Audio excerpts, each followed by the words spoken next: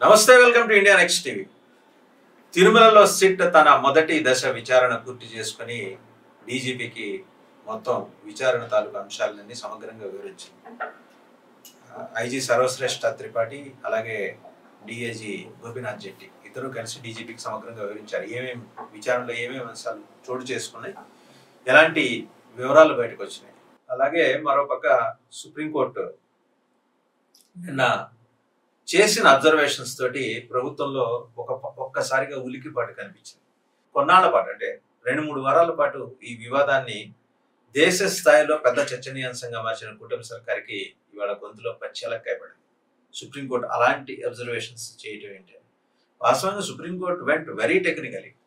ఇద్దరు జడ్జీలతో కూడిన ధర్మాసనం సాక్ష్యాలు ఉన్నాయా, ఆధారాలు ఉన్నాయా, ఉన్న తర్వాతే మీరు ఈ ప్రకటన చేశారా అని నేరుగా ముఖ్యమంత్రినే ప్రశ్నించింది. ప్రభుత్వాన్ని ప్రశ్నించంటే ముఖ్యమంత్రి ఆ ప్రకటన చేశారు కాబట్టి అది కొన్ని కోట్ల మంది హిందువుల మనోభావాలని ప్రభావితం చేసే విధంగా ఉంది కాబట్టి ఇది వాంఛనీయమైన చర్య అయితే కాదు అని ఒక అభిప్రాయాన్ని మొహమాట లేకుండా చెప్పేస్తుంది. వీటన్నిటి మీద సమగ్రంగా చర్చించడానికి మనతో ఉన్నారు జ్వాలాపురం శ్రీకాంత్ గారు, ఆంధ్రప్రదేశ్ రాష్ట్ర ప్రభుత్వ దేవాదాయ శాఖ మాజీ సలహాదారు, అలాగే వైసీపీ సీనియర్ నాయకులు. నమస్తే శ్రీకాంత్ గారు. సో 2 మేజర్ డెవలప్మెంట్స్ అండి శ్రీకాంత్ గారు. సుప్రీంకోర్టు అబ్జర్వేషన్స్ మేజర్ డెవలప్మెంట్, అలాగే మీకు నచ్చినా నచ్చకపోయినా జరిగిన సిట్ మొదటి దశ విచారణ కూడా మేజర్ డెవలప్మెంట్. నాకు తెలిసి ఉన్న ఇద్దరు ఆఫీసర్స్, ఇంటిగ్రిటీ ఉన్న ఆఫీసర్స్ వెళ్ళిన వాళ్ళు విచారణ ప్రాపర్ గానే జరిగి ఉంటుందని నేనైతే మనస్ఫూర్తిగానే విశ్వసిస్తాను. ఎందుకంటే వెంకన్నతో వ్యవహారం కాబట్టి ఎవరైనా ఒళ్ళు దగ్గర పెట్టుకుని ఉంటారు అని నేను అనుకుంటున్నా. మీరేమంటారు? ఇండియా నెక్స్ట్ టీవీ వారికి, ప్రేక్షకులకి అందరికీ కూడా నా హృదయపూర్వక నమస్కారం. ఓం నమో వెంకటేశాయ. మీరు అన్నది అక్షరాల నాకు కూడా నిజమే అనిపిస్తుంది. ఎందుకంటే ఇద్దరు ఆఫీసర్లు కూడా అంటే ఇంతకు ముందు ఈ సుప్రీంకోర్టు గౌరవనీయ సుప్రీంకోర్టు వారి యొక్క ప్రమేయము లేనంత వరకు కూడా కొంచెము సిట్టు మీద ఎవరైనా సరే ముఖ్యమంత్రిగా ఎవరుంటే వారికి వంత పడతారన్నది వాస్తవం. ఈ అందరికీ కూడా ఏమైతుంది, సిట్టు మీద అంత అభిప్రాయం లేకపోవడం జరిగింది. కానీ ఎప్పుడైతే సుప్రీంకోర్టు ఇన్వాల్వ్ అయిందో ఇప్పుడు వీరు కూడా ఉద్యోగ భద్రత చూసుకోవాలి కాబట్టి ఉన్నది ఉన్నట్టుగా నిజం చెప్తారు అన్నది ప్రజలందరూ కూడా కోరుకుంటున్నారు. ఇదే కాకపోతే చంద్రబాబు నాయుడు గారు చేసిన ఒక చిన్న వాక్యం, దీంతో 100 రోజుల వారి యొక్క సంబరాలలో అనిమల్ ఫైట్ అని చెప్పడము, దాంతో ఆయన ఒకటి మాట్లాడితే దాదాపు 100 మంది ఇంకా కార్యకర్తలు అంతా కూడా ఒక్కొక్క రకంగా చెప్పడం నిజంగా వెంకటేశ్వర స్వామి యొక్క ఆగ్రహానికి వీరందరూ కూడా గురిగాక తప్పదు అనేది ముందు నుంచి కూడా ప్రతి ఒక్కరు అనుకుంటున్నారు. వారు అనుకుంటున్నారు కానీ వైసీపీతో యుద్ధం అనుకుంటున్నారు. వారు చేస్తున్నది హిందువుల మనోభావాలతో యుద్ధం చేస్తున్నారు. మన హిందూ సంస్కృతి సాంప్రదాయాలు ఇంతమంది మన హిందువులతో యుద్ధం చేస్తున్నాడు అనేది ఒక కోణంలో ఎక్కడో మరి చంద్రబాబు నాయుడు గారు మిస్ అయినారు. చాలా తెలివివంతులు, 40 ఇయర్స్ ఇండస్ట్రీ, ఆయన అంత చిన్న విషయాన్ని ఎందుకు గమనించలేకపోయారన్నది ఒక్కొక్కసారి ప్రశ్నాత్మకంగా గమనించుంటారు. హిందువులు జాతి అంతా ఆలోచించే విధానం వేరు. దక్షిణ భారతదేశంలో హిందువులు ఉన్నప్పటికీ కొంత రేషనల్ గా ఉంటారు. ఉత్తరాది హిందూ భావజాలంతో పోలిస్తే దక్షిణాది హిందూ భావజాలం తీవ్రతలో కొంచెం తక్కువ ఉంటుంది. అందువల్ల పెద్దగా ఆయన చేసిన వ్యాఖ్యకి పెద్ద రెస్పాన్స్ ఉండదు అని అంటున్నారు. నాకు తెలిసిన ఇన్ఫర్మేషన్ తిరుమలలో స్వామివారు లడ్డూల విక్రయాలు కూడా పడిపోయాయట. నిజమా? మీకేమన్నా మీ నోటీసులో ఉందా? నాకు తెలిసి 100కు 100% ఉత్త తిరుమలలోనే కాదు, రాష్ట్ర వ్యాప్తంగా ఉన్న అన్ని దేవాలయాల్లో కూడా లడ్డు యొక్క విక్రయం గణనీయంగా తగ్గిపోయిన మాత్రం 100% వాస్తవం. దాదాపు నాకు తెలిసి పడి ప్రకారం వేశారు. 37 పడులు రోజు వేసేవాళ్ళు. అంటే ఒక్క రోజుకు దాదాపు నాకు తెలిసి 250 కేజీల శనగపిండిని వాడేవారు. ఇప్పుడు నాకు తెలిసి నేను కొంచెం విచారించుకుంటాను, దాని మీద ఉంటాను కాబట్టి ఇప్పుడు నేను కూడా యాక్చువల్ గా శ్రీ వైష్ణవ సాంప్రదాయమే. నేను ఆలయంలోకి ప్రతి నిత్యము కూడా ప్రతి కార్యక్రమంలో 1 వీక్ ఒకసారి 15 రోజులకు ఒకసారి, అందులో మాకు టికెట్ ఇదంతా అవసరం లేదు. ఒక శ్రీ వైష్ణవ సాంప్రదాయంలో పొద్దున్నే ఉదయాన్నే ఒక సాత్మరే అనేటువంటి కార్యక్రమం, సాత్మరే సేవ, ఆ సేవకు నేను పొద్దున్నే తిరుపావై చదవడానికి కూడా పొద్దున్నే అందరము జిఆర్ గారులతో పాటు డైరెక్ట్ వెళ్ళిపోతాం. అప్పుడు కూడా అందరితో కాబట్టి నాకు పరిచయాలు ఉన్న దీంతో నాకు తెలిసి 250, 270 శనగపిండిల మూటలు వేసేవాళ్ళు ఈ రోజు చంద్రబాబు నాయుడు గారు సీఎం గారు చేసిన వ్యాఖ్య నుంచి స్టార్ట్ అయ్యి ఆ లడ్డు యొక్క ఇప్పుడు దాదాపు 170, 160 మూటలకే అయిపోయింది. 37 పడుల నుంచి 28 పడులకు వచ్చేసింది. పడి అంటే అండి, పడి అంటే పడి ప్రకారం ఇన్ని పడికి 10 కేజీలు 2 కేజీలు లడ్లు చేస్తారు. పడితరం అంటారు. పడితరం ఈక్వల్ గా మనం షేర్లతో పాటు లెక్కేస్తాం. ఇప్పుడు పడితరం ఇంత పడితరం అయితే ఇన్ని లడ్లు అవుతాయి అనే ఈక్వేషన్ ఉంటుంది. 38 పడితరాలు వేసేటివి ఇప్పుడు 28 పడిలకే పడిపోయే పరిస్థితి వచ్చింది. అంటే చంద్రబాబు నాయుడు గారు ఎంత అపచారం చేశారు, ఎంత దేవుని మీద లడ్డు మీద నైవేద్యం లేకుండా చేశారు. నైవేద్యం దుప్పండపు నైవేద్యం ఎంత భక్తులలో మనోభావాలు. ఇప్పుడు నేను ఏ పెళ్లికి పోయినా కూడా తిరుమల లడ్డు, తిరుమల ప్రసాదము, వారికి శేషవస్త్రము మరియు వచ్చి తీర్థ మహాప్రసాదాల ప్యాకెట్ ఇచ్చేవాడిని పెళ్లి కూతురు పెళ్లి కొడుకు. కానీ ఈ మధ్య కాలంలో ఇది వచ్చిన తర్వాత నుంచి నేను ఎక్కడికి ఈ పెళ్లిళ్ళకి ఈ నెలలో పెళ్లిళ్ళు లేవు కాబట్టి ఎక్కడ చూడలే. కానీ ఇస్తే ఏమనుకుంటారు అనే పరిస్థితి వచ్చేసింది. అంటే మంచి పెళ్లి జరుపుకుంటా అంటే ఆవు నెయ్యి పోయి ఏదో పంది నెయ్యితో ఆ నెయ్యితో చేసి ఇచ్చిన నెయ్యి అందరికి ఇవ్వడమా పెళ్లిల్లో అనే పరిస్థితి చంద్రబాబు నాయుడు తీసుకురావడం అనేది చాలా దారుణం, చాలా అసలు హేయమైన చర్యగా భావిస్తుంది. ఉత్తర భారతదేశం చాలా తీవ్రంగా స్పందించింది. మీరు చూసే ఉంటారు, ఆ రాష్ట్రాల్లో మీ నాయకుడు దిష్టి బొమ్మలు దగ్ధం చేయటం, శవయాత్రలు చేయటం, ఆయన ఇమేజెస్ ఫొటోస్ తగలబెట్టడం ఇవన్నీ చేశారు. అంటే ఈ జగన్మోహన్ రెడ్డి హిందూ వ్యతిరేకి అనే భావాన్ని చాలా బలంగా తీసుకెళ్లడంలో టీడీపీ సక్సెస్ అయిందని నేను అనుకుంటున్నాను. 100% మీరు చెప్పడం వాస్తవమే. కానీ ఏదన్నా కానీ పండు కోయాలంటే మాగాలి. ఆ పరిస్థితి నేను ముందు కూడా చాలా చెప్పుకుంటూ వచ్చా. చంద్రబాబు నాయుడు గారి ఈ ఎపిసోడ్ అంతా చూస్తుంటే భస్మాసురుడు గుర్తొస్తున్నాడు అన్న. ఎందుకంటే ఆయన చేతితోనే ఆయనే చేయి పెట్టుకునే పరిస్థితి వస్తుంది. కానీ మన రాష్ట్రంలో హిందువులు ఎందుకు వారు ఐక్యం కాలేకపోతున్నారు అన్నదానికి కారణం అందరూ కూడా ప్రతి ఒక్కరూ దీన్ని గమనించాలి. ప్రతి ఒక్క హిందూ కూడా గమనించాలి. పార్టీలకు అతీతంగా ఏదన్నా ఇటువంటి కలియుగ దైవం అనేటువంటి వెంకటేశ్వర స్వామి వారి మీద అపనిందలు వచ్చినప్పుడు ప్రతి ఒక్కరు కూడా ప్రతిఘటించాల్సిన అవసరం ఉంది. ఇప్పుడు ఇక్కడ ఏమైపోతున్నదంటే పార్టీ రకంగా హిందువులంతా చీలిపోతున్నారు, ఐక్యంగా లేరు. మతాలు ఎక్కువ, వేరే మతాలన్నీ బాగా స్ట్రాంగ్ అయిపోతున్నాయి. మన హిందువులు మనలో మనం కొట్టుకుంటూ ఈ పార్టీల వైపు పోతూ ఏమే చంద్రబాబు నాయుడు గారు అని కొంతమంది, పవన్ కళ్యాణ్ గారు అని కొంతమంది, జగన్మోహన్ రెడ్డి గారు అని కొంతమంది, ఇట్లా పోకుండా హిందువులంతా ఇటువంటిది వచ్చినప్పుడు ఎవరి అయితే కరెక్ట్ గా ఉంటుందో, ఎవరైతే మాటలు మన కరెక్ట్ అని మన మనసుకు తోస్తుందో దానికి సపోర్ట్ చేయాలి. శ్రీకాంత్ గారు, మీరంటే మీరు వ్యక్తిగతంగా శ్రీ వైష్ణవులు, మీకు సంప్రదాయం ఉంది. జగన్మోహన్ రెడ్డి గారికి క్రైస్తవ సంప్రదాయం, మీరు ఆ పార్టీలో ఉన్నారు. సరే, పార్టీలో ఉంటాం అనేది మీ వ్యక్తిగత స్వేచ్ఛ, దాంతో నేనేం డిఫర్ కాను. నేనే కాదు, ఎవరు మిమ్మల్ని ఏమంటారు వీళ్ళు, మీ వ్యక్తిగత స్వేచ్ఛ. కానీ ఒక క్రైస్తవుడైన జగన్మోహన్ రెడ్డి గారి పరిపాలనలో ఇది జరిగింది కాబట్టి అని వాళ్ళు చెబుతున్నారు. జరిగిందని వాళ్ళు చెబుతున్నారు. నేను నిర్ధారించట్లేదు, కోర్టు నిర్ధారిస్తుంది, విచారణ నిర్ధారిస్తుంది, దాంతో నిమిత్తం లేదు.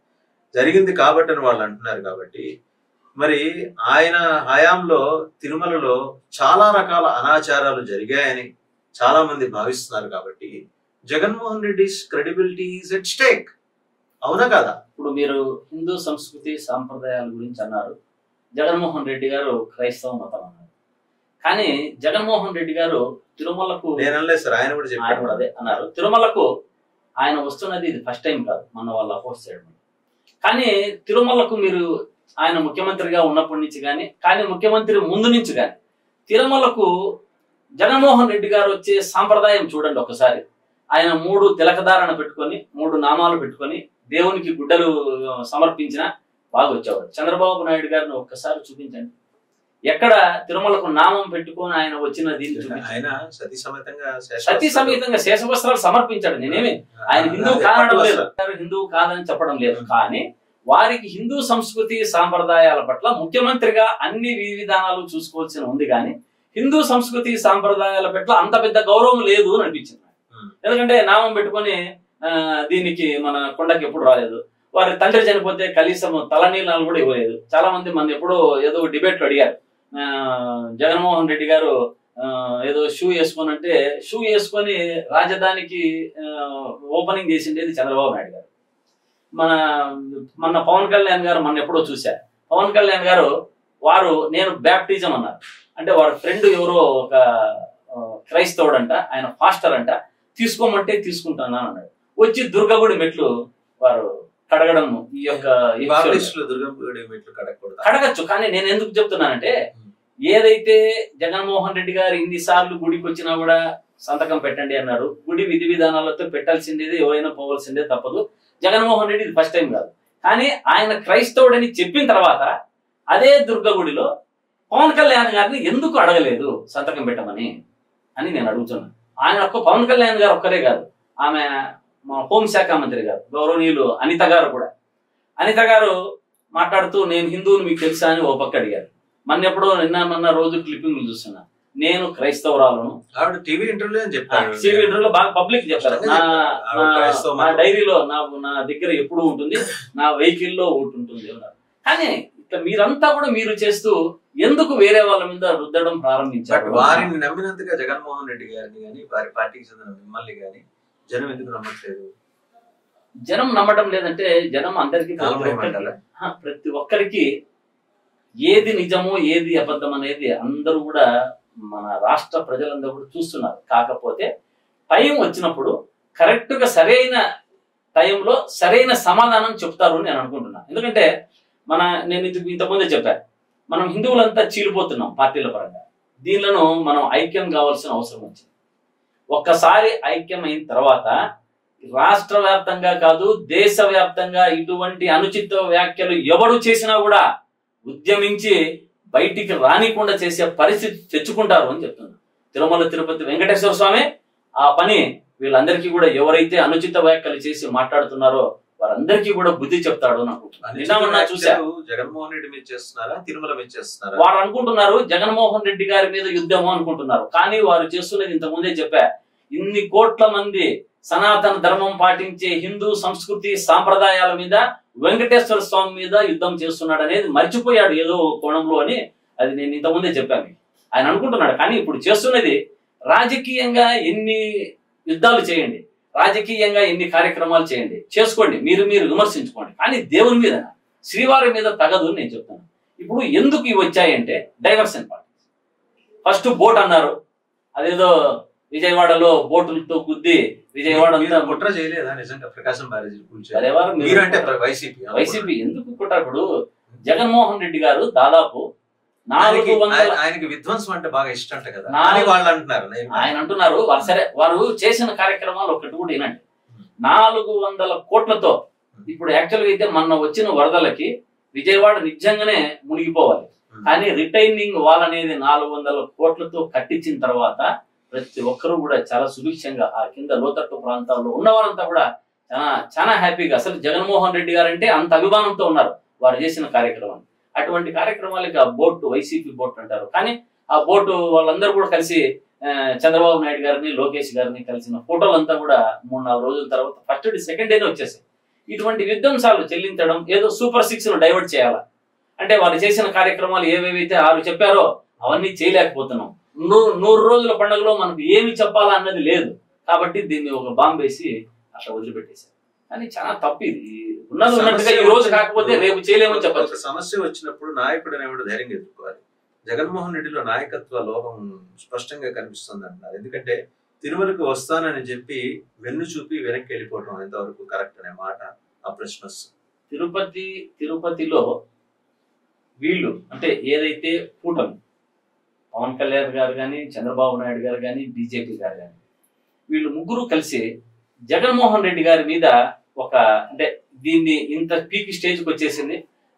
ఇంకా కోర్టు రేపు మొన్నాడు కూడా ఒక దీనిగా ఇచ్చే పరిస్థితి కనపడింది అన్నప్పుడు ఒక విధమైన అతని మీద ఏదో ఒక విధంగా అతన్ని అటాక్ చేయాలా అన్నది వాళ్ళు దీంతో ఉండినారు.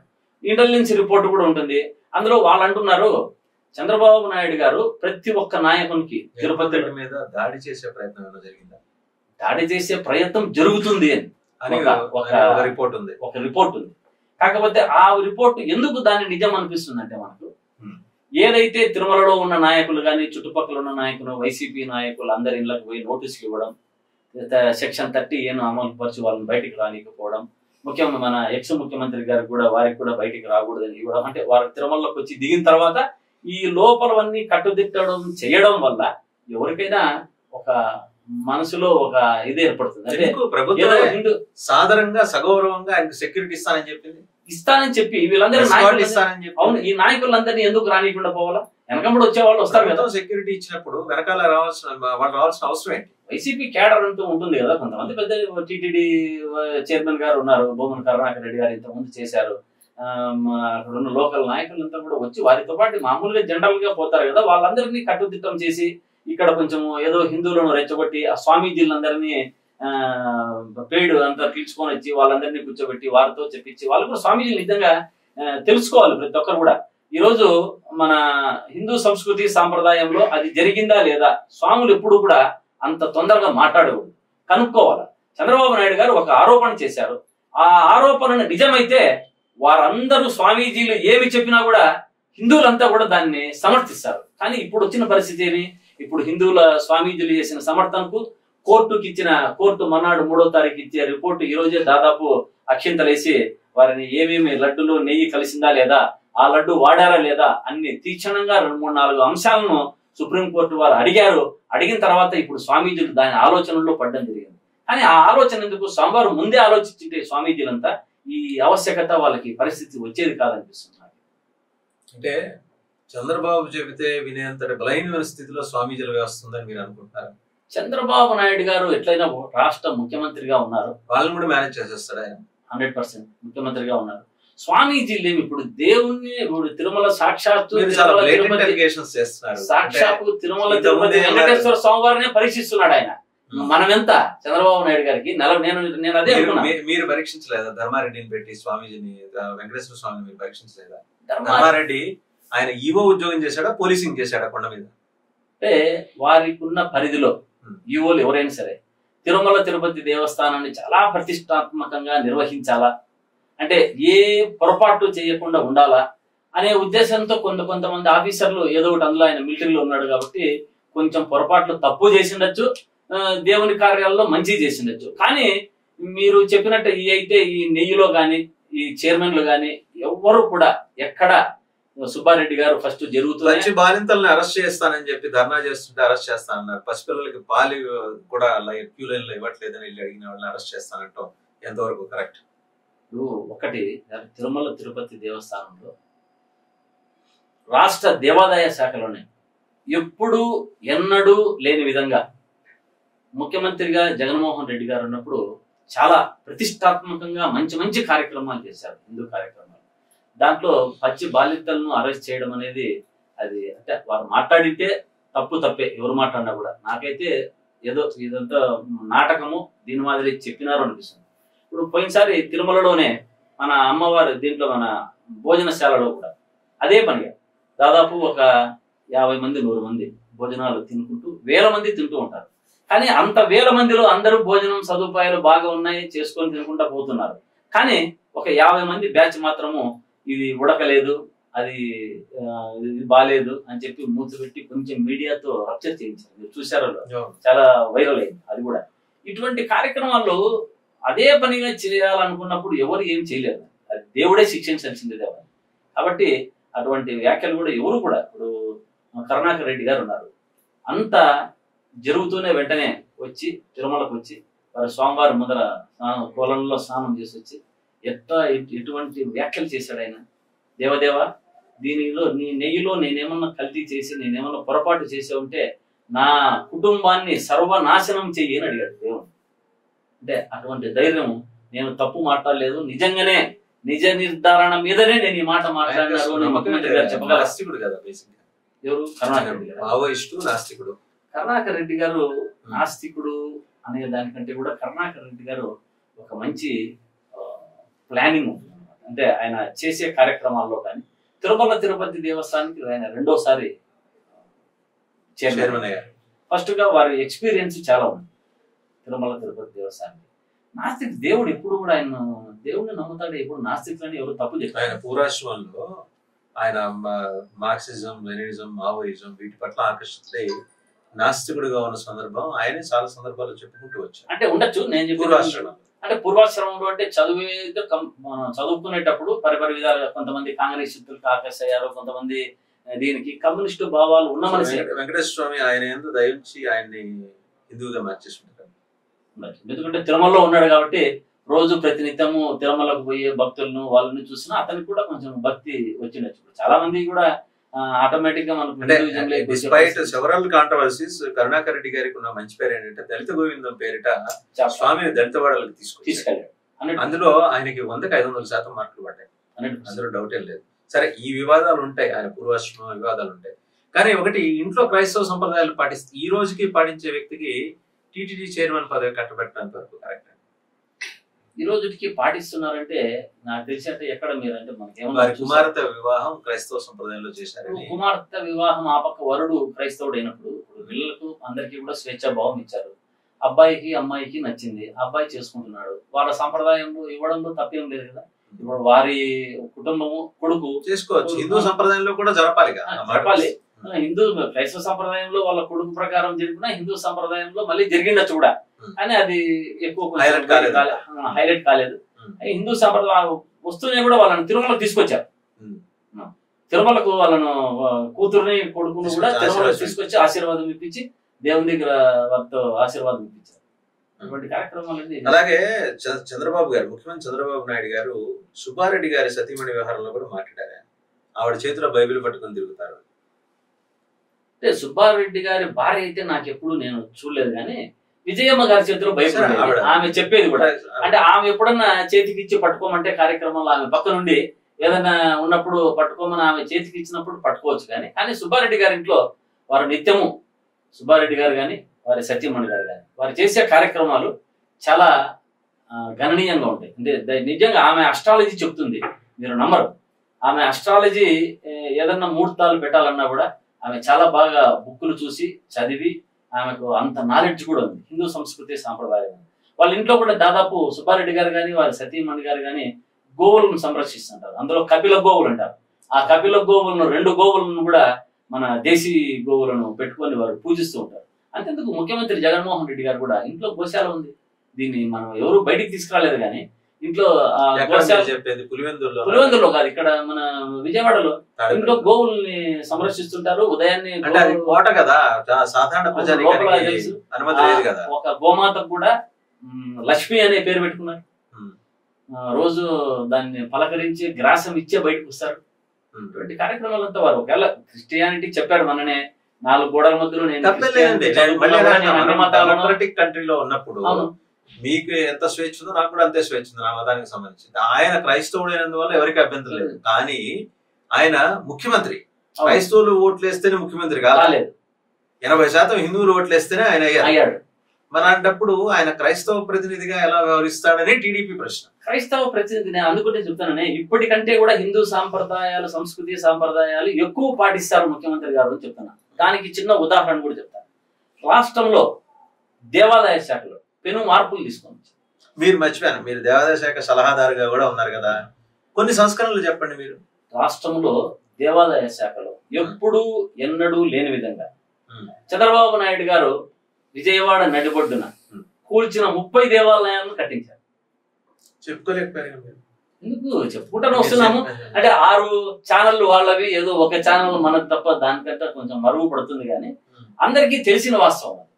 దాదాపు 30 దేవాలయాలు ఆయన కూల్చివేస్తే ఆ కూల్చివేసిన దేవాలయాలంతా కట్టించిన ఘనత మన అప్పటి ముఖ్యమంత్రి వైఎస్ జగన్మోహన్ రెడ్డి గారికి.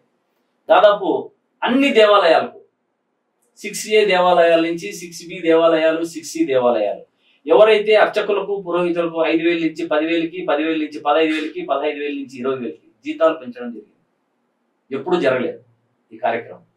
రాష్ట్రంలో ఏ జీర్ణోద్ధారణ కింద ఉన్న దేవాలయాలను CGF నిధుల కింద, కామన్ గుడ్ ఫండ్ నిధుల కింద ఆ దేవాలయాలను అన్నింటినీ పునరుద్ధరించారు.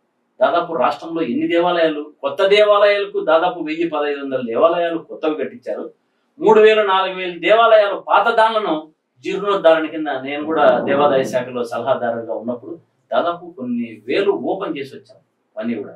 అదే కాకుండా కనకదుర్గ అమ్మవారి గుడికి దాదాపు 270 కోట్లతో నిధులతో ఫ్లైఓవర్ కానీ, కొత్తగా మన భోజనశాల కానీ, అందరికీ భక్తులకు వచ్చేటప్పటికి భోజనశాల కానీ, వంటశాల కానీ, ఎంతో ఇటువంటి కార్యక్రమాలు ప్రతి ఒక్క దేవాలయంలో కాళహస్తి నుంచి అరసవల్లి వరకు కూడా ప్రతి ఒక్క దేవాలయానికి మంచి చేసి దానికి నిధులు కేటాయించడం జరిగింది. దేవాలయ శాఖలో పెను మార్పులు తీసుకొని రావడం జరిగింది. అందరి కోసం లాస్ట్ లో ప్రజల కోసం సుభిక్షంగా ఉండాలని పెద్ద యాగం చేశారు. లాస్ట్ వారు జగన్మోహన్ రెడ్డి గారు ముఖ్యమంత్రిగా ఉన్న టైంలో నెలల్లో ఉండగా పెద్ద నివాసంలో గానీ, పక్కన ఒక స్టేడియంలో కానీ, అప్పుడు మంత్రి మా దేవాదాయ శాఖ మంత్రి వెల్లంపల్లి శ్రీనివాస్ గారు అందరూ కూడా చాలా పెద్ద పెద్ద యాగాలు ఎవరు చేశారు చెప్పండి? సంప్రోక్షణలు చేశారు. గుడి దేవాలయాలు, శ్రీశైలం దేవస్థానాన్ని పునరుద్ధరించారు. ఎటువంటి కార్యక్రమాలు, ఇన్ని క్యూ లైన్లు, ఇన్ని చేసిన జగన్మోహన్ రెడ్డి గారి మీద క్రైస్తవ ముద్ర ఎందుకు అలా పడిపోయింది? అదే అది చేసినది చెప్పుకోలేకపోయింది. అంటే చేసినది నేను చెప్పాను కదా, ఒక ఛానల్లో రావడం వల్ల అది ప్రజలకు చేరలేకపోయింది.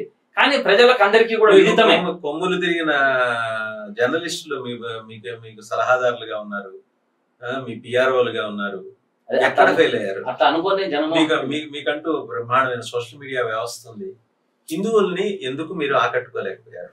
ఎక్కడ లోపం జరిగింది?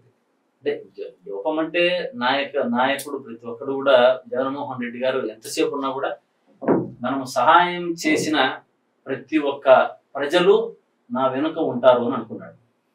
ప్రజలైతే ఉన్నారు.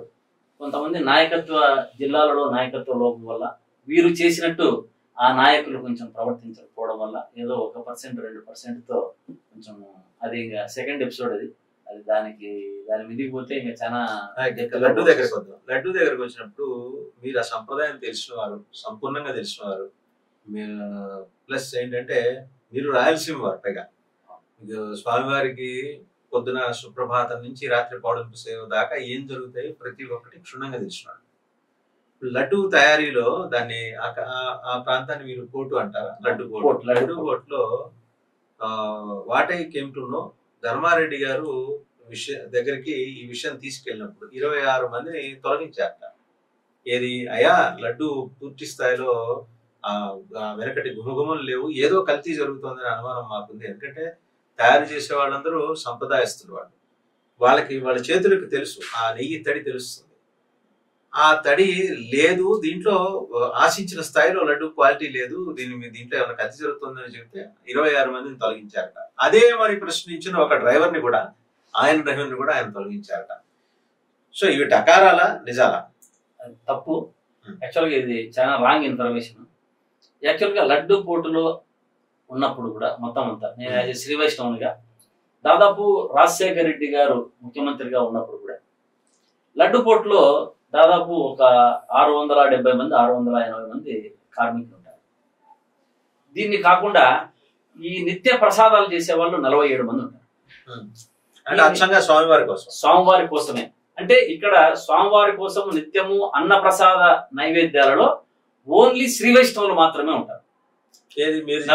స్వామివారి అన్నప్రసాదం అంటే అక్కడ తరిగొండ వెంగమాంబ భవనంలో జరిగేదానికి. తరిగొండ వెన్నమాంబ కాదు, ఆలయంలో స్వామివారి ఒకళామాత గుడి లోపల వంటశాల అక్కడ స్వామివారికి నిత్యము చేసే కైంకర్యాలలో అన్న ప్రసాదాలలో 47 మంది శ్రీ వైష్ణవులు మాత్రమే ఉంటారు. ఈ శ్రీ వైష్ణవుల్లో 20 మంది సూపర్వైజర్లు ఉంటారు, 20 మంది వంట వాళ్ళు ఉంటారు. ఈ మనం చేసే చక్కెర పొంగల్ గాని, పొంగల్ గాని, పెరుగన్నం గాని, దద్దోజనం గాని, ఇవంతా కార్యక్రమాలు ఇవన్నీ వాళ్లే చేస్తుంటారు అక్కడ గాని. ఇక్కడ వచ్చేటప్పటికే 670 మందిలో ఒక 150 మంది అడిషనల్ పోట్ అని ఉంటుంది. అక్కడ 150 మంది, మిగతా వాళ్ళంతా కూడా లడ్డు పోటు. ఇక్కడ ఈ లడ్డు పోటులో 670 మందిలో ప్రతి ఒక్కరు ఉంటారు. అంటే బ్రాహ్మణులు అనేవాళ్ళు, వైష్ణవులు, స్మార్తులు, మధ్యులు, ఇక్కడ అందరూ కూడా ఇక్కడ ఈ లడ్డు పోటులో ఉంటారు. కానీ ఇక్కడ మాత్రం ఉంటారు. ఎక్కడా కూడా ఎప్పుడు ఎవరిని తీసింది లేదు. రాజశేఖర రెడ్డి గారు దాదాపు అప్పటికి రాజశేఖర రెడ్డి గారి దగ్గర కూడా నేను అప్పుడు కూడా పోయేవాడిని, తీసుకొని వీళ్ళందరినీ రాజశేఖర రెడ్డి గారు ఎంజాయ్ చేసినంత హిందూ కాన్ఫిడెన్స్ జగన్మోహన్ రెడ్డి గారు ఎంజాయ్ చేయలేదు. దాన్ని అట్లా ప్రచారం చేశారు. కానీ ఇప్పుడు వీళ్ళు తట్టుకోలేని పరిస్థితుల్లో వారు ఉన్నప్పుడు ఇది ఉండేది కాదు. అప్పట్లో రాజశేఖర రెడ్డి గారు 150 మందిని పర్మనెంట్ చేశారు లడ్డు పోటు. అంటే మీకు ఒక విషయం తెలుస్తుంది, లడ్డుపోటులో చాలా ఆశ్చర్యం అవుతుంది.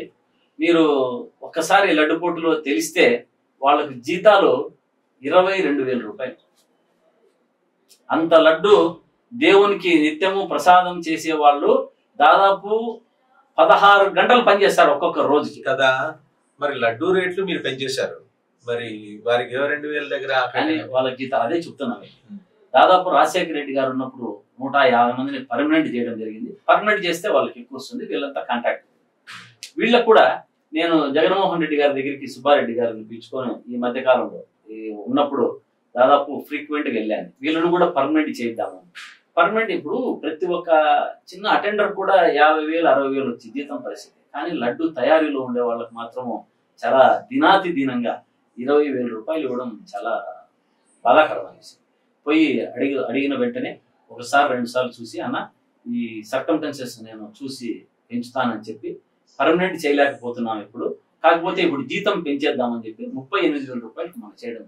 దాదాపు మనంతా అందరికీ లడ్డుపోట్లో ఉండే వాళ్ళందరికీ 22,000 నుంచి పర్మనెంట్ చేయకపోయినా సాలరీ 38,000 రూపాయలు శాలరీ పెంచారు. ఎప్పుడన్నా చేశారా? దశాబ్దాలుగా చంద్రబాబు నాయుడు గారి కాలంలో కూడా నేనే పిలుచుకుపోయి రిప్రజెంటేషన్లు అప్పుడు ఈ దేవాదాయ శాఖ మంత్రి కేఈ కృష్ణమూర్తికి కానీ చాలా మందికి 2 సార్లు అప్పుడు ముఖ్యమంత్రి చంద్రబాబు నాయుడు గారికి కానీ పెంచమని అడిగాం, పర్మనెంట్ చేయమని అడిగాం. ఎవరు చేయలేదే. ఒక్క ముఖ్యమంత్రి వైఎస్ జగన్మోహన్ రెడ్డి గారు ఉన్నప్పుడు మాత్రమే వారు చేశారు. వారి తండ్రి 150 మందికి పర్మనెంట్ చేశారు. ఇటువంటి బ్రాహ్మణుల పట్ల, దేవాదాయ శాఖ పట్ల, హిందువుల పట్ల వారికి ఉన్నంత గౌరవము చాలా నేను చూడలేదు. నేను చూస్తున్నానంటే కేవలం బ్రాహ్మణులే కాదండి, బ్రాహ్మణేతరులు చాలా మంది ఉంటారు. ఇప్పుడు స్వామికి మంగళప్రదమైన వాయిద్యాలతోటి మేల్కొలుపు గొలిపే నాయి బ్రాహ్మణులు, వారిని చూసుకోవాలి. స్వామి వారి సేవలో ఎందరో ఉన్నారు. స్వామి నిత్య కైంకర్యానికి ఆయన ఉపయోగించే వస్తువులకి సంబంధించి మోసుకొచ్చేవాళ్ళు.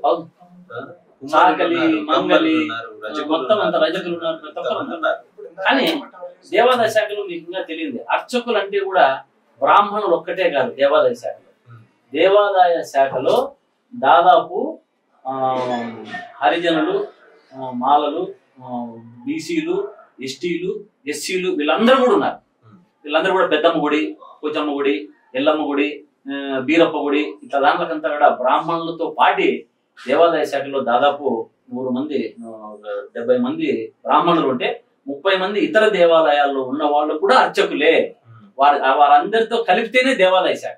వాళ్ళందరూ కూడా దేవాదాయ శాఖ కిందకి అర్చకుల కిందకే వస్తారు. వాళ్ళందరూ కూడా ఎస్టీలు, ఎస్సీలు, బీసీలు వాళ్ళందరూ కూడా దీని కిందకే వస్తారు. వాళ్ళందరికీ కూడా చాలా కార్యక్రమాలు చేశారు. జీతాలు పెంచారు, ఇన్సూరెన్స్లు ఇచ్చారు, ప్రతి ఒక్కరికి మెడికల్ రీఎంబర్స్మెంట్ ఇచ్చారు జగన్మోహన్ రెడ్డి గారు. తిరుమల నిధులని తిరుపతికి మళ్లించడం ఎంతవరకు కరెక్ట్ అంటారు?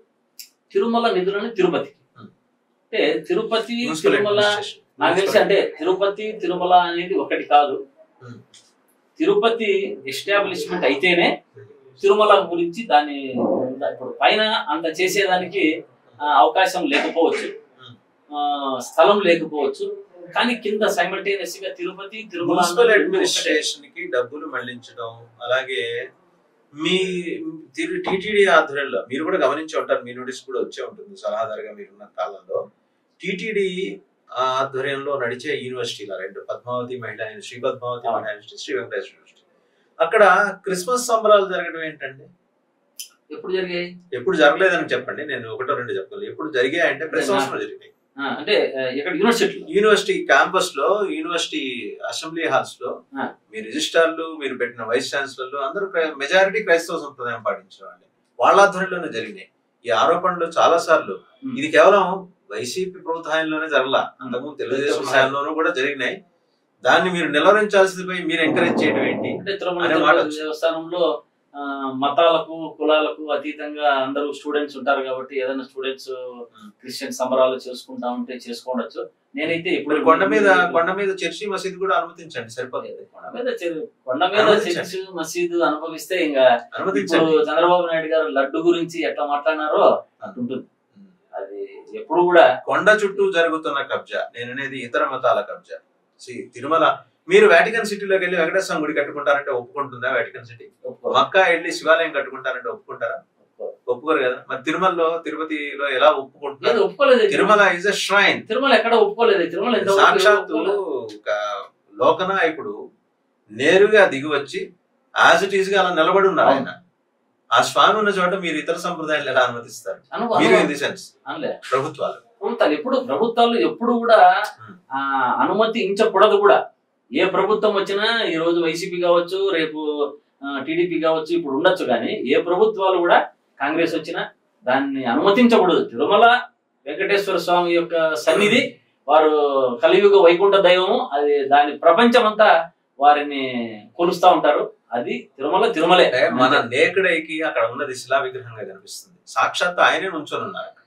ఆయన అందుకనే 24 గంటల పాటు ఆయన కాళ్ళు నొప్పులు పక్కన పెట్టి ఆయన మన కోసం నుంచున్నప్పుడు ఉన్నారు. కాబట్టి ఆయన మన ఇంటికి వచ్చినప్పుడు ఎట్లా చూసుకోవాలి ఆయన్ని? ప్రస్తుతానికి ఆయన ఇంట్లో మనం ఉన్నాం. ప్రస్తుతానికి మాట్లాడే వాళ్ళు ఏ తప్పైనా చేయొచ్చు, కానీ ఆయన కన్నెర చేశాడంటే మాత్రం ఎవరు కూడా తట్టుకోలేరు. ఆయన క్షమించే గుణం కదా, 100 తప్పులు కాస్తాడు కదా. అంటే తప్పు ఆయన ఇప్పుడు క్షమించే గుణము ఎవరిది? మిమ్మల్ని ఏదో చేసినప్పుడు, మీరు ఏదైనా పాపం చేసినప్పుడు, ఏదైనా చేసినప్పుడు ఆయన మీదికే వచ్చినప్పుడు ఆయన తిరుమల వెంకటేశ్వర స్వామి నేను దేవుణ్ణి నిరూపించుకునే ఒక పరీక్ష పెట్టేశారు ఇప్పుడు ముఖ్యమంత్రి చంద్రబాబు నాయుడు. వెంకటేశ్వర పరీక్ష 100%. ఇప్పుడు దేవుడు ఉన్నానని చెప్పి ఆయన నిరూపించుకోవాలి. ఇప్పుడు నిరూపించుకునే పరిస్థితి తీసుకొచ్చి పెట్టారు. ఇప్పుడు ఈ పరీక్ష మనందరికి కాదు, దేవునికే. ఏది నిజం ఉందో ఆ నిజాన్ని దేవుడే వెంకటేశ్వర స్వామి మనందరినీ కాపాడాలి. ఆయన్నే కాపాడుకోవాలి. ఇప్పుడు fight between Yedukondalavadu and Chandrababu Naidu, అంతేనా? ఆ పరిస్థితి తెచ్చుకున్నారు ముఖ్యమంత్రి గారు ఒక్క చిన్న మాటతో. ఇంకొక 2-3 కీలకమైన అంశాలు. పవన్ కళ్యాణ్ గారు ప్రాయశ్చిత్త దీక్ష ముగించుకొని స్వామివారి దర్శనానికి వెళ్తున్నారు. 11 రోజులు ప్రాయశ్చిత్త దీక్ష. సో ఎంత నిజంగా కఠోరంగా ఆయన దీక్ష చేశారు. అండ్ అంతే భక్తిపూరిత మనసుతోటి ఆయన స్వామివారిని దర్శించుకోబోతున్నారు. కిందకు వచ్చిన తర్వాత ఆయనకి ఎదురయ్యే సవాళ్ళు ఏంటి, ప్రశ్న ఏంటి? ఆయన వారాహి సభలో ప్రసంగించబోతున్నారు. నాకు తెలిసి పవన్ కళ్యాణ్ గారిది అది దీక్ష అని నేను అనుకోను. అంటే వారు చెప్పచ్చు దీక్ష అని. దీక్ష వేసుకొని కాషాయం వేసుకొని ఉంటే దీక్ష కాదు. ఆ కాషాయంతో పాటి మన హిందూ సంస్కృతి సాంప్రదాయాలను అనుగుణించాలి అంటే చెప్పులు వేసుకోవాలి. దీక్ష అని మాల వేసుకుంటాడు, కాషాయం వేసుకుంటారు, కానీ చెప్పులు వేసుకొని తిరుగుతున్నారు. అది హిందూ సంస్కృతిలో అది దీక్ష కాదనిపిస్తుంది. అంటే ఒక దీక్షను అవహేళన చేసినట్టుంది అనేది నా అభిప్రాయం. కానీ తిరుపతిలో ఇక్కడ జరిగిన ఇష్యూకు పోయి కనకదుర్గ ఆలయంలో పోయి మెట్లు గడడం అంటే ఆయన ఇతరులకు ప్రేరణగా ఉండటం కోసం, నాకు మాదిరి రండి అని చెప్పడం కోసం ఆయన చేస్తుంటారు. సరే, ఆయన చెప్పేదైతే మొత్తానికి ఒకటి కూడా అంత పెద్ద పరిగణలోకి తీసుకోరు నిదానం. ఎందుకంటే ఆయన సినిమాలో ఉన్న ఇమేజ్ ను రాజకీయం లేకొచ్చి పోగొట్టుకున్నాడు అని నాకు అనిపిస్తుంది. ఆయన రాజకీయంగా మాట్లాడాలంటే రాజకీయ నాయకులు ఎప్పుడు కూడా ఒక స్టాండర్డ్స్ తగ్గకూడదు. ఆయన ఎన్నికల సభల్లో నేను హిందువును కాదని ఒకసారి, నేను హిందువునని ఒకసారి, మా ఇంట్లో శ్రీరామనామం ఎప్పుడూ జపం జరుగుతుంటుందని ఒకసారి, మా ఇంట్లో మా అవ్వ మా పెద్దామె దీపం వెలిగించుకుంటా అంటే మా నాన్న సిగరెట్ అంటించుకునేవాడని ఒకసారి. ఇట్లా పలు రకాలుగా పరిపరి విధాలుగా నేను ఎక్కడ ఏ ఊర్లో పోతే నేను ఈ ఊర్లో పుట్టినాను, ఈ ఊర్లో పెరిగినాను అనేది ఒకసారి. అంటే ఎన్ని చోట్ల పుడతారండి? ఎవరైనా ఒకసారి ఒక చోట పుడతారు, ఒక ఊర్లో పుడతారు. ఏ ఊరికి పోతే ఆ ఊర్లో పుడతారు. కాబట్టి నేనేమంటున్నానంటే మొత్తానికి అందరికి సినిమాను పిల్లలంతా కూడా ఫ్యాన్స్ అందరికి నేను ఒక్కటైతే మీ మీడియా ద్వారా ఒకటి తెలియజేస్తాను. ఫ్యాన్స్ అనేవాళ్ళు మిమ్మల్ని చూసి వాళ్ళకి ఏమైపోయినాయంటే హీరోలకు కానీ వాళ్ళకి కానీ కళ్ళు పైకి ఎక్కినాయి. అంటే మీ అండ చూసుకొనే ఫ్యాన్స్ మీ అండ చూసుకొని నేను ఏం మాట్లాడితే అది చెల్లుతుంది అనుకుంటున్నారు. అది తప్పు అని మీరందరూ కూడా చెప్పాలి అని చెప్పి ఫ్యాన్స్ తెలియజేస్తున్నారు. ఫ్యాన్స్ మీ అమ్మా నాన్న కన్నా పెద్ద హీరో కాదు ఆయన నా ఉద్దేశం. మీ తల్లిదండ్రులే మీ హీరోయిన్లు. ఆ హీరోయిన్లు మనమలను ఎంత మాత్రం వాడుకుంటున్నారో మీరు కూడా టికెట్ కొని చూసి ఎంజాయ్ చేసి వదిలేయాలంతే వాళ్ళు. అదే పనిగా వాళ్ళని ఎంట పడడం వల్ల వాళ్ళు ఏమనుకుంటున్నారు, ఓహో మాకు ఎక్కడ లేని ఇది ఉంది, మేము ఏం చెప్పినా అది శిలాశాసనం, తప్పు చెప్పినా శిలాశాసనం ఉద్దేశం. వాళ్ళు ఏమైనా దైవాంశ సంబూతులు అనుకుంటున్నారు. వాళ్ళు అట్లే వాళ్ళు ప్రవర్తిస్తున్నారు. చెప్పాడు ఆయన చెప్పడం లే. కానీ నేను చెప్తున్నది అదే ఫ్యాన్స్ కి. మనమంతా కూడా, నేను కూడా సినిమాలు చూస్తా. ఏ సినిమా చూస్తానో డబ్బు చూసిన తర్వాత డబ్బు ఇస్తాము, సినిమా చూస్తాము, 200 రూపాయలు టికెట్ పెట్టి ఆ లోపల 3 గంటలు మనం ఎంజాయ్ చేయాలా, బయటకు వచ్చి మర్చిపోవాలా. వాళ్ళని మనం దేవుడిగా, మనకంటే పెద్ద హీరోలు మీ అమ్మా నాన్నల కంటే వాళ్ళు హీరోలు కాదు అన్నది ప్రతి ఒక్క పిల్లవాడు, మన యూత్ అంతా కూడా గమనించాలి. దాని వల్లనే హీరోలు అంత స్థాయికి వచ్చారు. హీరోలు వస్తారు, మనం సినిమా చూస్తున్నాం, మనతో కొన్ని కోట్లు సంపాదించుకుంటున్నారు. వాళ్ళు కోట్లు సంపాదించుకొని ఎంజాయ్ చేస్తున్నారు. నీకేమైనా ఉపయోగం ఉందా? ఎవరికైనా కానీ, ఫ్యాన్స్ కానీ నేను అడుగుతున్నాను. ఒక్కరికి ఏ ఉపయోగం లేదు. ఎందుకు మరి? నీ తల్లి తండ్రిని చూసుకో, వీళ్ళను అనాథ శరణాలకు పోకుండా చూసుకో, వీళ్ళని కాపాడుకో. వీళ్ళే నీకు ప్రత్యక్ష దైవాలు. నీ హీరోలు కూడా అమ్మా నాన్నలే అని నా ఉద్దేశం. ఇంకొకటి, మీ పరిపాలనా కాలంలో చాలా కీలకమైన వ్యవహారాన్ని మీరు విస్మరించారు. గోదావరి పుష్కరాలు సమయంలో జరిగిన తొక్కిసలాట్లు, చనిపోయిన దాని మీద సోమయాజుల కమిషన్ అనుకుంటా, please correct me if I'm wrong, Somayajula commission లేకపోతే పేరు ఏమన్నా తప్పు చెబితే సరిదిద్దండి. ఆ రిపోర్ట్ ని ఎందుకు చంద్రబాబు తొక్కి పెట్టేశారంటే ఆయన హయాంలో జరిగినట్టు, మీరెందుకు దాన్ని బయట పెట్టలేదు? రెండో అంశం, దుర్గగుడిలో క్షుద్ర పూజలు చేశారని అభియోగం చంద్రబాబు ఫ్యామిలీ ఎదుర్కొంది, లోకేష్ గారి కోసం జరిగింది. ఆ రిపోర్ట్ ని మీరు భుజాలకు ఎత్తుకుని మోసిన డీజీపీ స్వామి గారు, అప్పుడు డీజీ ఎన్ఫోర్స్మెంట్, ఆయన విజిలెన్స్ అండ్ ఎన్ఫోర్స్మెంట్, ఆయన దగ్గర ఆయన రిపోర్ట్ తయారు చేసి సమగ్రంగా దాంట్లో నిందితులు ఎవరనేది పెట్టారు. ఇవాళకి కూడా విజిలెన్స్ డీజీ ఆఫీస్ లో అది ఉంటుంది. నేను చాలా ట్రై చేశాను జర్నలిస్ట్ గా, రిపోర్ట్ బయట తీసాను, తొక్కేశారు. మీరెందుకు బయట పెట్టలేదు?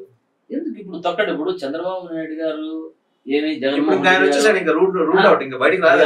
నేను తొక్కి పట్టడానికి చంద్రబాబు నాయుడు గారు, జగన్మోహన్ రెడ్డి గారు ఏం బంధువులు కాదు కదా, ఎందుకు బయట పెట్టాలి? కానీ ఇప్పుడు చంద్రబాబు నాయుడు గారు అట్టని ముఖ్యమంత్రి, ఇప్పుడు జగన్మోహన్ రెడ్డి గారిని చెయ్యకపోయినా, ఆయన వచ్చి పదవిలో వీళ్ళు 4వ తారీఖు ప్రమాణ స్వీకారం చేసిన, వీరి హయాంలో తెలుగుదేశం హయాంలో 12వ తారీఖు 14వ తారీఖు నెయ్యి సప్లై చేసిన, అది పాత ముఖ్యమంత్రి గారి మీదనే చేస్తున్నారు. అటువంటి టైంలో అంటే ఈ యొక్క క్షుద్ర పూజలు చేసిండేది వాస్తవము. 2-3 ఫోటోలు బయటకు వచ్చాయి. ఒక 2-3 ఎంప్లాయీస్ కూడా దాంట్లో సస్పెండ్ అవ్వడం జరిగింది. వీరు చేసే పనుల వల్ల వీరు సస్పెండ్ కావడం జరిగింది. కాకపోతే ఏదో మరి అవి రిపోర్ట్లు మన ఈ డీజీపీలు కానీ ఆ రేంజ్ లో మరి ఏం చేశారో దాన్ని అయితే నాకైతే ఆ విషయాన్ని కొంచెం నాకు కూడా తెలియదు. ఆ విషయం ఉన్న వాస్తవాన్ని నేను కూడా తెలియదు. మీకు వచ్చిన ఒక అద్భుతమైన అవకాశాన్ని మీరు 2 అంశాల్లో చేతులారా వదిలేసుకున్నారు. వాస్తవంగా సోమయాజుల కమిషన్ రిపోర్ట్ తీయాల్సింది అంటారు. నాకు వచ్చిన, నేనున్న దేవాదాయ శాఖ పరిధిలో సలహాదారులుగా ఉన్నప్పుడు ఈ 2 తీసి దీంట్లో మన ప్రభుత్వం ముందు పెట్టుండాల్సింది. సరే, అంటే పరిమిత కాలం మీరున్నారు కాబట్టి. పరిమిత కాలం అంటే నా పరిమిత కాలంలో 2 ఏళ్లలో నేను చేసిన సాయశక్తుల, నేనున్నంత కాలంలో అర్చకులకు కానీ పురోహితులకు కానీ దేవాలయాల శాంక్షన్ వెల్ఫేర్ మీద ఎక్కువ దృష్టి పెట్టాము. పాతది అయిపోయిన దాన్ని, గతాన్ని తవ్వుకోకుండా ఏదో నాకు ఇస్తూనే వెంటనే కొంతమంది కొన్ని సంఘాలు కోర్టుకు పోయాయి. ఆ కోర్టుకు పోయి ఆ 3-4 నెలలు కొంచెం జాప్యం జరిగిన తర్వాత నేను కాన్సన్ట్రేషన్ అంతా ఒకటే, నేనున్న హయాంలో ఏదో ఒకటి చేయాలా, దేవాలయాలు అభివృద్ధి చెందాలా. కానీ ప్రతి ఒక్కరిది కూడా ఆ అభివృద్ధి చెందడంలో పురోహిత అర్చకులకు మేలు చేయడంలో, ఇప్పుడు కరోనా టైంలో దాదాపు రాష్ట్ర వ్యాప్తంగా ఉన్న అర్చకులు దాదాపు 37,000 మంది ప్రభుత్వ అర్చకులు, ప్రభుత్వంలో ఉన్నటువంటి దేవాదాయ శాఖలో ఉన్నటువంటి అర్చకులు 37,000 మంది. ఈ 37,000 మందికి నేను వెంటనే మా టీం అంతా కూడా కలిసి, అప్పటి వెల్లంపల్లి శ్రీనివాసరావు గారు మంత్రిగా ఉన్నప్పుడు పోయి, అన్న వీళ్ళందరికీ కరోనా భృతి కావాలని అడిగాం. కరోనా భృతి కావాలంటే వెంటనే ఆలోచన చేయకుండా వెల్లంపల్లి శ్రీనివాస్ గారు ముఖ్యమంత్రి గారి దృష్టికి తీసుకువెళ్ళి, తీసుకొచ్చిన మరుసటి రోజే 37,000 మందికి 5,000 రూపాయలతో కరోనా భృతి జరుగుతూనే నా దగ్గరికి ఈ ప్రైవేట్ దేవాలయాల్లో ఉన్న అర్చకులు కూడా చాలా మంది, అన్న వారికైతే ఏదో చేశారు కార్యక్రమం, మాకు కూడా, మేము కూడా కార్యక్రమాల్లో ఉన్నాం కూడా, మాకు కూడా చేయండి అని అడిగారు. జరుగుతూనే మరీ వెంటనే రిప్రజెంటేషన్ తీసుకొని ఈ ప్రైవేటు దేవాలయాల అర్చకులు 5-6 మందిని తీసుకొని మళ్ళీ వెల్లంపల్లి శ్రీనివాస్ గారి దగ్గరికి తీసుకెళ్ళా. అన్న వీళ్ళకు కూడా చేద్దామంటే వాళ్ళకు కొంచెం ఐడి కార్డ్స్ అవి తీసి దాదాపు 27,000 మందికి ప్రైవేటు దేవాలయాల అర్చకులు కూడా ఆ రోజు కరోనా భృతి ఇవ్వడం జరిగింది. ఇటువంటి వెల్ఫేర్ మీద వాళ్ళకు ఏదైనా శాంక్షనింగ్ లేకపోతేనేమి, వాళ్ళకు దేవాలయాలకు నిధులు కేటాయించడం లేనైతేనేమి, హాస్పిటల్ రియంబర్స్మెంట్స్ అయితేనేమి, ఏది చేసినా కూడా కార్యక్రమం ముఖ్యమంత్రి గారి దృష్టికి తీసుకుపోతూనే మా కార్యక్రమాలు అయితే చాలా అద్భుతంగా జరిగాయి. కరోనా టైంలోనే ఎక్కువ జరిగాయి. వెల్లపల్లి శ్రీనివాస్ గారి టైంలో చాలా ఎక్కువ అభివృద్ధి వైపు చాలా ఆయన టైం కేటాయించి చేసిన దాన్ని బాగా చేసినట్టు చూపించారు. నిజంగా నాకు చెప్పాలంటే మరీ మంత్రిగా వచ్చిన కొట్టు సత్యనారాయణ గారు అంత చేయలేకపోయారు. వారు వెల్లంపల్లి శ్రీనివాస్ గారు చేసినంత కొట్టు సత్యనారాయణ గారు చేయలేకపోయారు. అండ్ ఫైనల్ క్వశ్చన్ అండి, 100 రోజుల పరిపాలన మీద కూటమి సర్కార్ మీ ఒపీనియన్ అంటే వైసీపీ నాయకుడు జ్వాలాపురం శ్రీకాంత్ గారు ఏమంటారు? ఇప్పటిదాకా మీరు మాజీ సలహాదారు దేవాదాశక్ గారు చెప్పారు, వైసీపీ నాయకుడిగా మీరు ఏమంటారు? వైసీపీ నాయకుడిగా నిజంగా ప్రభుత్వము ఎవరు ఏదైనా సరే ప్రజల సంక్షేమం కోరాలి. ప్రజలు చెప్పింది చెప్పినట్టు ప్రజలకి ఆ రోజు జగన్మోహన్ రెడ్డి గారి కంటే మీరు ఎక్కువ చెప్పారు కాబట్టి మీకు మ్యాండేట్ ఇచ్చి మీకు ఓట్లు వేశారు. దాన్ని పక్కకు పెట్టేసి ఈ అసత్య ఆరోపణల వైపు, ఈ కల్తీ నెయ్యి వైపు, దీని మీద బోట్ల వైపు మళ్లించకుండా కలియుగ దైవమైనటు ఆ వెంకటేశ్వర స్వామి మీకు మంచి మనసును ఇచ్చి ఆ సూపర్ 6 అంతా కూడా మీరు అమలు చేయాలని హృదయపూర్వకంగా మీ మీడియా ద్వారా కోరుకుంటున్నాను. రైట్, థ్యాంక్ యూ శ్రీకాంత్ గారు, thank you very much sir. Candid interview Srikanth గారితో మనం చూసాం. కొండ బద్దలు కొట్టినట్టు తమవారైనా సరే తప్పులు చేసినా పొరపాట్లు చేసినా ఎత్తి చూపే ఒక సాహసోపేతమైన వ్యక్తిత్వం ఉన్న శ్రీకాంత్ గారు చాలా నిర్మమాటంగా చాలా అభిప్రాయాలు చెప్పారు. తమ పరిపాలనలో ఒకవేళ తప్పిదాలు జరిగి ఉంటే కరెక్ట్ చేసుకుని ఉండాల్సింది అనే మాట అన్నారు. హిందూ భక్త సమాజానికి, హిందువులకు, హిందూ భక్త కోటికి ఇంత చేసిన జగన్మోహన్ రెడ్డి మీద ఉన్న క్రైస్తవ ముద్ర చెరుపుకోలేకపోవటానికి గల కారణాలను కూడా చాలా సునిశ్చితంగా విశ్లేషించారు. వీటన్నిటికీ తోడు తిరుమల వెంకన్నతో పెట్టుకోవద్దు, ఆయన 100 తప్పులు కాశాడు, అయిపోయింది. ఆయనతో పెట్టుకుంటే నేరుగా మీరేమన్నా తప్పులు చేస్తే, మీరేమన్నా పాపాలు చేస్తే వాటి నుంచి బయటపడటానికి ఆయన ఏం చేయాలో ఆయన మనకి పరిహారాలు చూపిస్తారు. కానీ ఈరోజు మరి నేరుగా వెంకన్నతోనే పెట్టుకుంటూ ఊరుకోడు కదా. సో ఈ అంశం మీద చాలా స్పష్టంగా చంద్రబాబు ప్రభుత్వానికి హెచ్చరిక జారీ చేశారు. చూద్దామంటే ఈ తప్పిదాల నుంచి బయటపడటం ఎలా అనే విషయం మీద దృష్టి పెడుతుందా, లేకపోతే కోర్టు కేసుతో లాగేసి దీన్ని ఇంకా కొనసాగించడానికి ప్రభుత్వం ప్రయత్నిస్తుందా? సిట్ రిపోర్టు వస్తుంది, సుప్రీంకోర్టు కూడా 3వ తారీఖు విచారణ ఉంది, దాంట్లోనే మరికొన్ని విషయాలు బయటపడతాయి. So let us hope for the best. And Tirumala వెంకన్నతో ఫైనల్ అప్పీల్ ఎవరికైనా సరే, ఆయన ప్రత్యక్ష దైవం, స్వయంగా ఆయన అర్చామూర్తి అలా అక్కడ నుంచున్నారు, కలియుగ వైకుంఠ దైవంగా ఆయన అక్కడ నుంచున్నారు. ఆయనతో ఈ తంపులు మారి వ్యవహారాలు మాత్రం ఎవరు పెట్టుకోకూడదు. Thank you very much.